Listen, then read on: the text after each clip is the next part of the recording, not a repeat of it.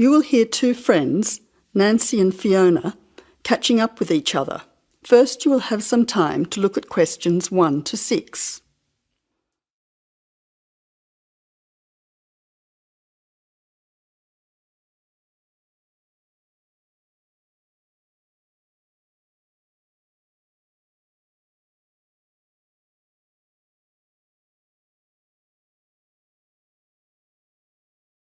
You will see that there is an example which has been done for you. On this occasion only, the conversation relating to this will be repeated. Hello, Fiona. I haven't seen you for ages. Hi, Nancy. It must be 2 years, I think. Has it been that long? It seems like yesterday that we were regularly catching up with each other on Friday mornings at that cafe around the corner from you. It has been 2 years since Nancy has seen Fiona, so you circle B, 2 years. Now listen carefully and answer questions 1 to 6. Hello, Fiona. I haven't seen you for ages. Hi, Nancy. It must be 2 years, I think. Has it been that long? It seems like yesterday that we were regularly catching up with each other on Friday mornings at that cafe around the corner from you. Yes, I remember our chats at Cafe Bellissimo over a nice hot coffee and cake. Do you still work part-time or are you busier now? Well, actually, since I saw you last, I've had a baby girl who's with her grandmother at the moment, so I'm free to pay bills and do grocery shopping. What about yourself? What are you up to these days? Well, actually, I've started my own business, so I'm pretty busy. I'd call it full-time work myself, although the hours are very flexible. Wow, that sounds really fascinating. What sort of business is it? Well, we were initially going to open a shop, but we thought it would be easier to sell our product online. And a market stall would have been too hard to manage. We also thought it would be a great idea to sell not just in Perth, but all over Australia as well. So what do you sell? We're selling children's costumes from around the world. Interesting. How did you come up with the idea? As you know, Perth is such a multicultural society. At my children's school, there are so many immigrant children. Many of the families find it difficult to get traditional things from their culture, including clothes for special celebrations. With our extensive business travelling over the years, we have made numerous contacts in many countries. You now have 20 seconds to look at questions 7 to 10.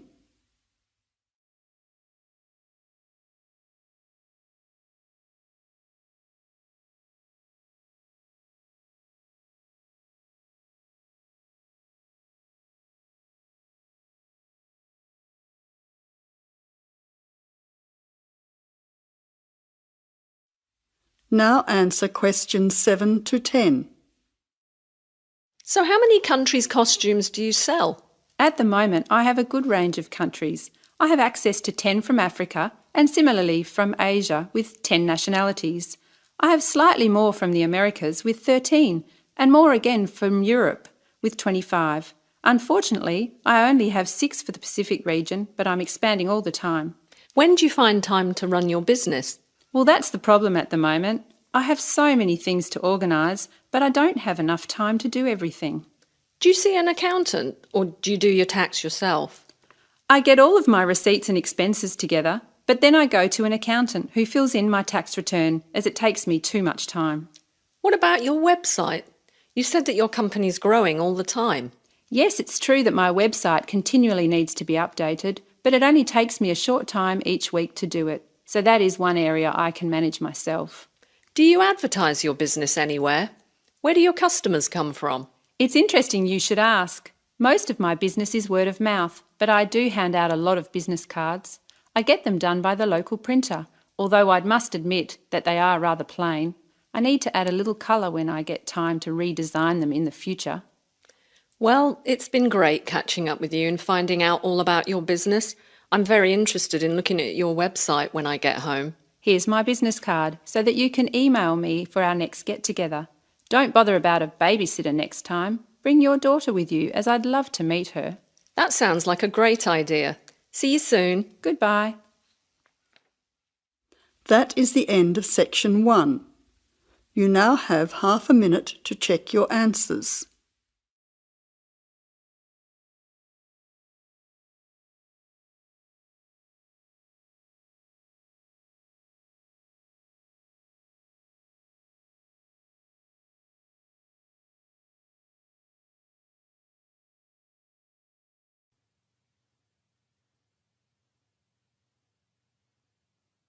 Now turn to Section 2.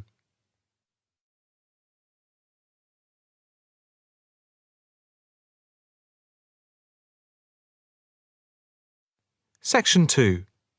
You will hear a speech to a group of volunteers preparing for a town's anniversary celebrations. First, you have some time to look at questions 11 to 15.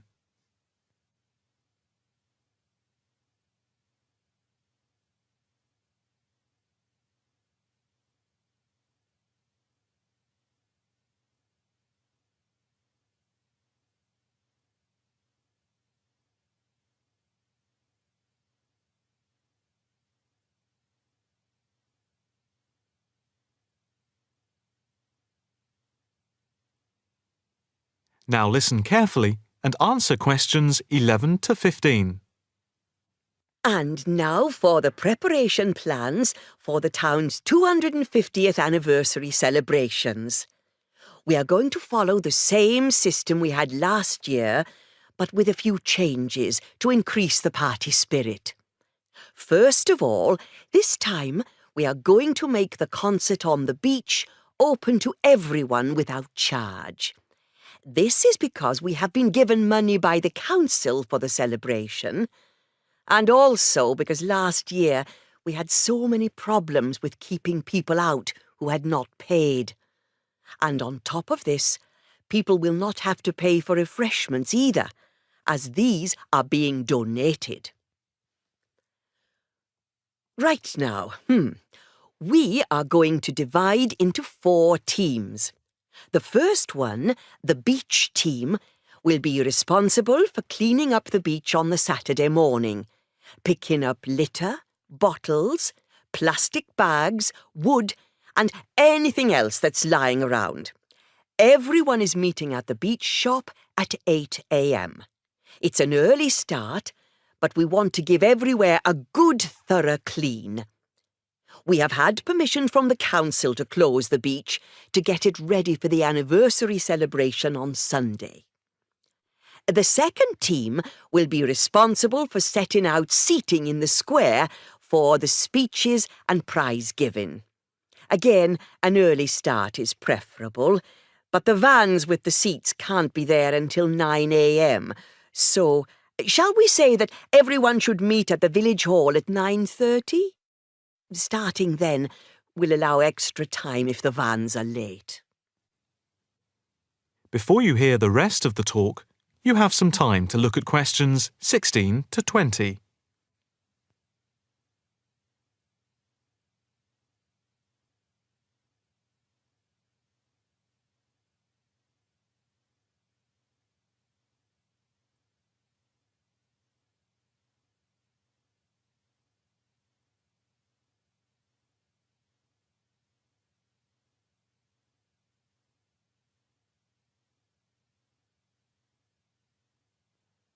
Now listen carefully and answer questions 16 to 20.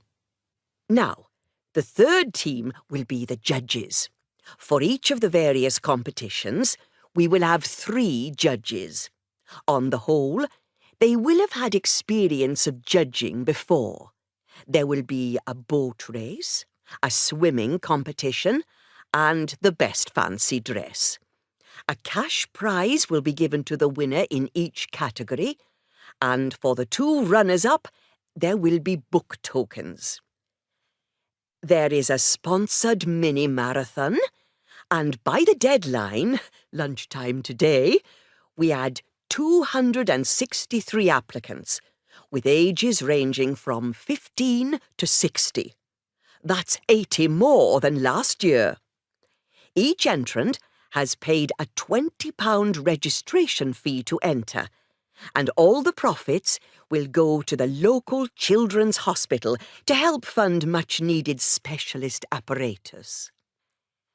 The 4th team consists of the wardens for the day itself. We are expecting at least 10,000 people, if last year is anything to go by. The fields near the entrance to the beach can be used as car parks, and we need wardens to help make sure the actual parking is more organised than last year, which was a mess. We also need someone to be in charge of the first aid, which will be at the entrance to the beach. Finally, we need some volunteers for the clean-up. Last year we didn't do this very well, and so the council has agreed to provide large bags to collect all the recyclable material like glass and plastic, etc. But we have to deal with the rest, like leftover food, ourselves. We don't want to leave piles of rotten food around or dangerous bottles. That is the end of section 2. You now have half a minute to check your answers.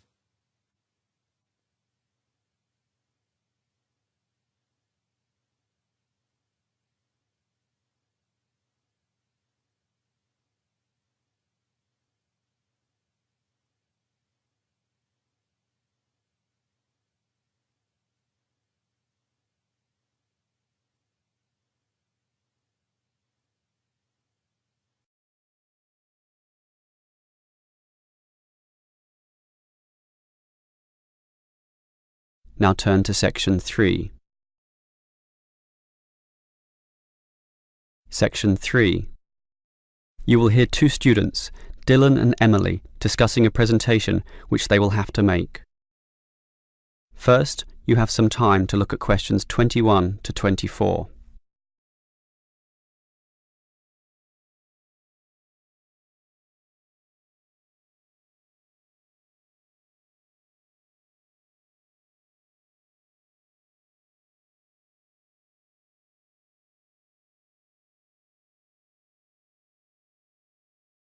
Now listen carefully and answer questions 21 to 24.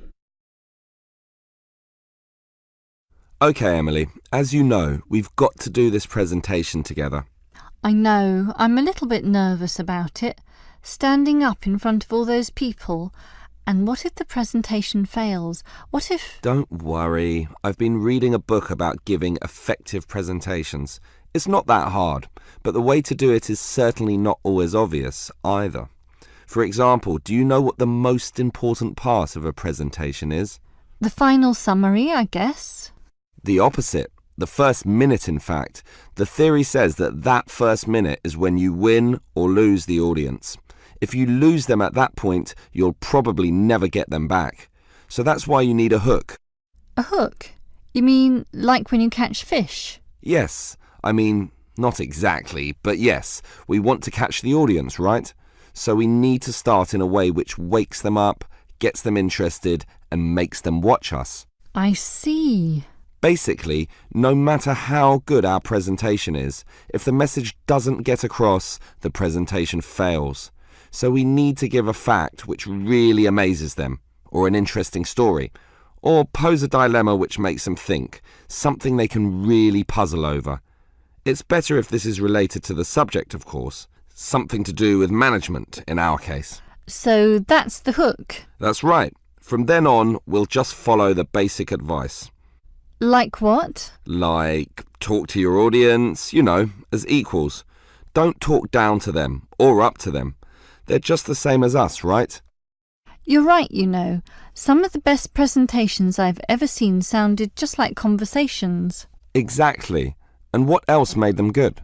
Well, the speakers sort of involved me in the topic and issues under discussion by asking questions, by referring to me, by saying you, and, well, basically they were interesting.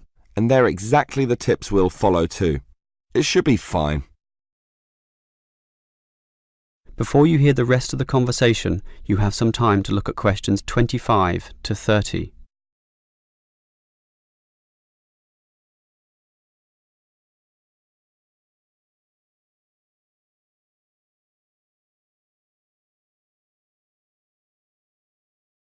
Now listen and answer questions 25 to 30.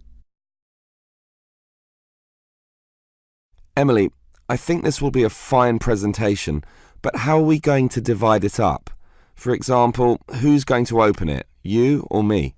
Well, I think you have a very natural style, so you should start. This talk has 5 main parts, so you can introduce it and then do part 1.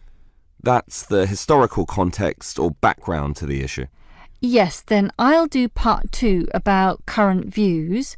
You do part 3 and I'll do part 4, leaving both of us to handle the question time. I'm okay with that. In part 1, I'll probably speak at length about Hoffman's theory, about management styles, and compare differences in culture in relation to the style of management used. That sounds good. Those differences are important and certainly relevant to the current times. Hoffman makes some excellent points too on this issue.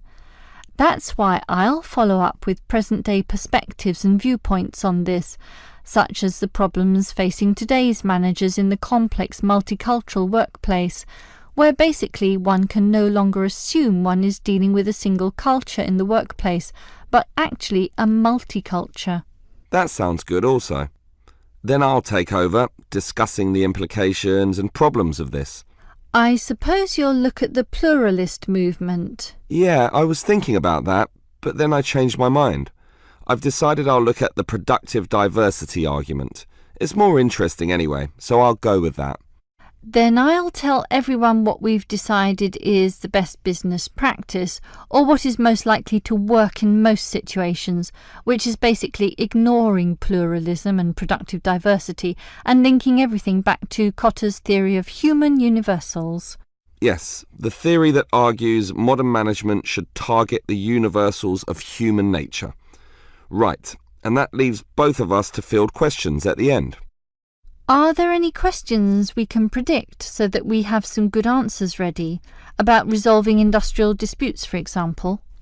Well, I'd say that industrial democracy usually surprises people, so we should expect a lot of questions about that. Yes, the theory is that it increases productivity and reduces industrial delays. And results in better decision-making, but that's all theory. Most people would think that industrial democracy is just about unworkable in practice, so let's be ready to explore that issue in some depth, as well as any other related topics, okay? Okay. That is the end of section 3. You now have half a minute to check your answers.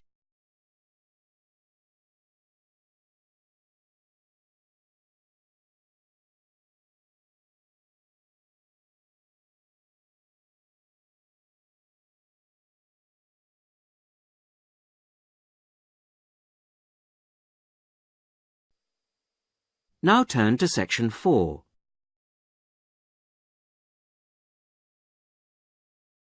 Section 4.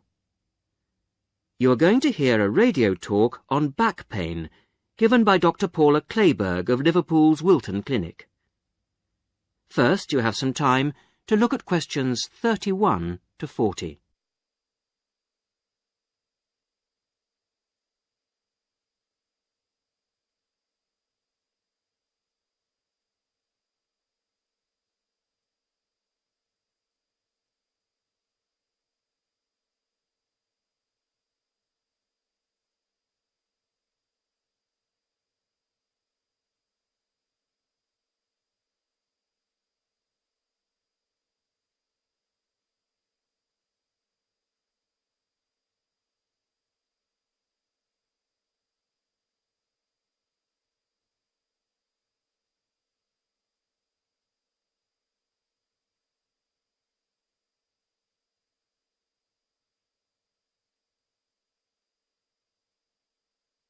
Now listen carefully to the talk and answer questions 31 to 40.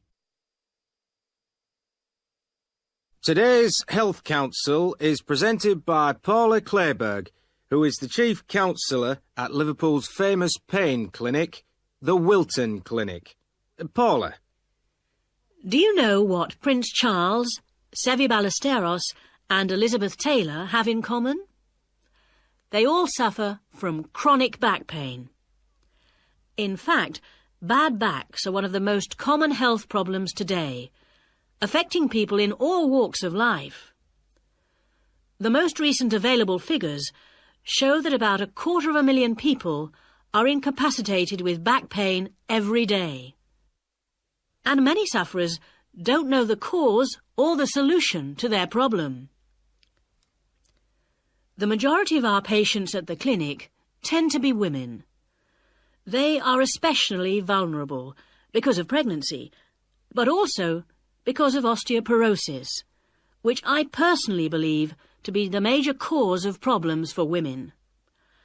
I have many women patients who say they have completely given up exercise because the pain makes them so miserable. But of course, that starts up a vicious circle.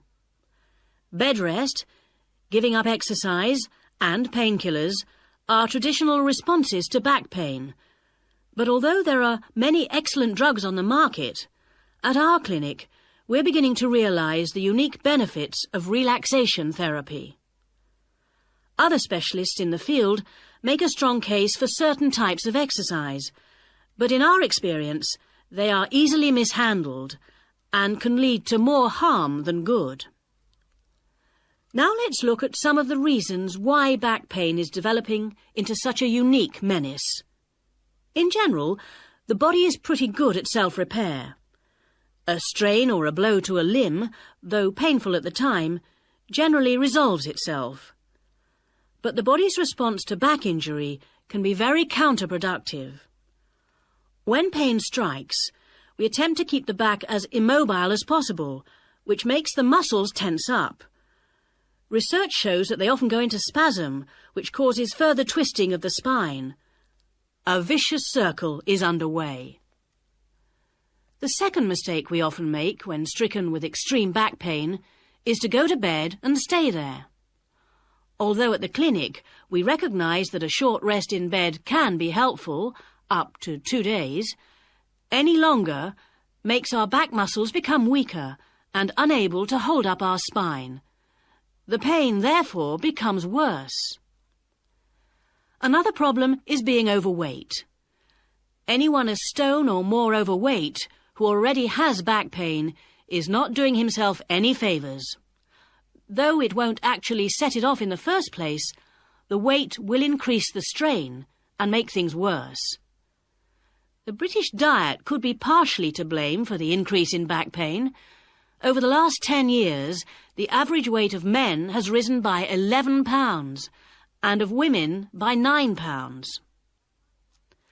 So much for the causes and aggravations of pain. But what can we do to help? There are many ways in which simple day-to-day care can make all the difference. The first point to watch, of course, is weight. If you are overweight, a diet will make all the difference. Also, studies have shown that just 1 hour sitting in a slouched position can strain ligaments in the back which can take months to heal. At the clinic, we have come to the conclusion that the major cause of the problem is not with the design of chairs, as some have suggested, but in the way we sit in them. It can be useful to get special orthopaedic chairs, but remember, the most important improvement should be in our posture. Another enemy of your back is, of course, your beds. If your bed doesn't give enough support, back muscles and ligaments work all night trying to correct spinal alignment, so you wake up with a tired, aching back. Try out an orthopaedic mattress or a spring-slatted bed. Research shows that both can be beneficial for certain types of back pain. Another hazard for your back are the shock waves which travel up your spine when you walk, known as heel strike. A real find for our patients has been the shock-absorbing shoe insert, a cheap but very effective solution. And you might be better off avoiding shoes with heels higher than 1.5 inches. Though absolutely flat shoes can be a solution for some, others find their posture suffers.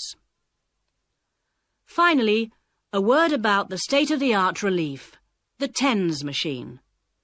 A small battery-powered gadget which delivers subliminal electrical pulses to the skin.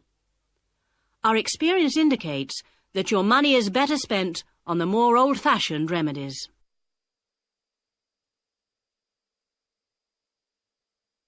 That is the end of section 4. You will now have half a minute to check your answers.